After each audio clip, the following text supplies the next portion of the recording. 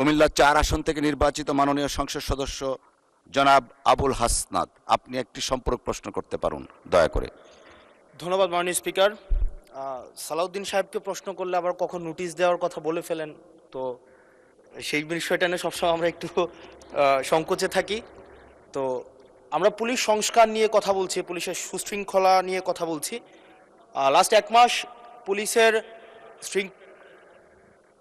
শৃঙ্খলা নিয়ে যখন আমরা স্বরাষ্ট্রমন্ত্রী মহোদয় তো মাননীয় স্পিকার, মাননীয় সদস্য জি আসলে বলতে দেন।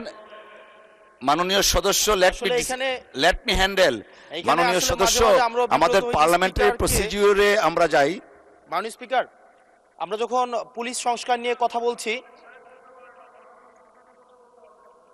মাননীয় স্পিকার মাননীয় সদস্য আপনি দয়া করে বসুন। আমরা আশা করছি পরবর্তীতে আমরা সকল সদস্যগণ সংসদীয় যে নর্ম আছে, প্র্যাকটিস আছে, সেটা মেনে চলবো। Thank you. Yes, thank you মাননীয় স্পিকার। মাননীয় স্পিকার, পুলিশ সংস্কার নিয়ে যখন আমরা কথা বলি বা পুলিশের যে বিষয়গুলো, তৃণমূলের কিছু পুলিশের অনেক সমস্যা রয়েছে ইনস্ট্রুমেন্টাল। যেমন পুলিশকে যখন তদন্ত করতে পাঠানো হয়, ওই তদন্তের খরচ কিন্তু থানা থেকে দেওয়া হয় না, আর যেটা দেওয়া হয় সেটা কিন্তু অপ্রতুল। আমরা যখন পুলিশকে একটা কাজ করতে দিচ্ছি কিন্তু বাজেট দিচ্ছি না, পুলিশে একটা কালচার প্রচলিত রয়েছে, সেটা হচ্ছে ম্যানেজ করে নাও। এই ম্যানেজ করতে গিয়ে দেখা যায় পুলিশ দুর্নীতির বিভিন্ন কাজে তারা কনভেনশনালি জড়িয়ে পড়ে।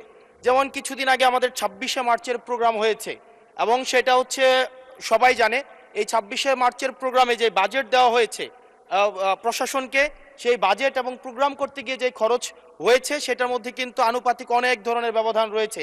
তখন যে কাজটা করতে হয়, পুলিশ ব্যবসায়ী থেকে, তারপর হচ্ছে তার এলাকার বিভিন্ন প্রতিষ্ঠিত মানুষ থেকে কিন্তু অর্থ উঠাতে হয়।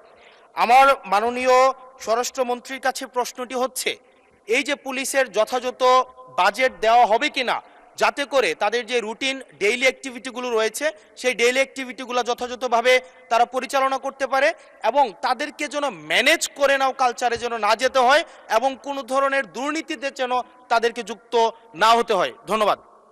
আর আরেকটা বিষয়, যদি সম্বোধন করার ক্ষেত্রে যদি ভুল হয়ে থাকে সেটা আমি অ্যাকনোলেজ করছি, কারণ আমার এই সংসদে আমি আসছি, আমার 27.5 বছর বয়স। সেখানে মাননীয় স্বরাষ্ট্রমন্ত্রী যখন সংসদে এসেছেন 1991 সালে, আর আমি জন্ম হয়েছি 1998 সালে। তো সেই জায়গাতে যদি কনভেনশনাল যে ভুল আছে, আমরা সেগুলো সংশোধন করতেও রাজি। আমাদের যখনই আমাদেরকে নোটিশ করবেন আমরা সেটাকে সংশোধন করে নেব। ধন্যবাদ। ধন্যবাদ মাননীয় সদস্য। We are learning every day. ধন্যবাদ। মাননীয় মন্ত্রী। মাননীয় স্পিকার, আপনাকে ধন্যবাদ। এটাই হচ্ছে পার্লামেন্টারি কালচার। আমি বয়স যাই হোক, মাননীয় সংসদ সদস্য হিসাবে আমাকে অ্যাড্রেস করতে হবে যে সদস্য প্রশ্নটি উত্থাপন করেছেন। আর্লি এজে পার্লামেন্টে আসাটা একটা সৌভাগ্যের বিষয়। আমরা সবারই উজ্জ্বল ভবিষ্যৎ কামনা করি। যেই মানে আমরা যে সময় এমপি হয়েছি তার চাইতেও আরো 8-10 বছর পরে জন্ম নেওয়াটা সৌভাগ্যের বিষয়, কারণ তার আগে সামরিক শাসনের সময় ছিল।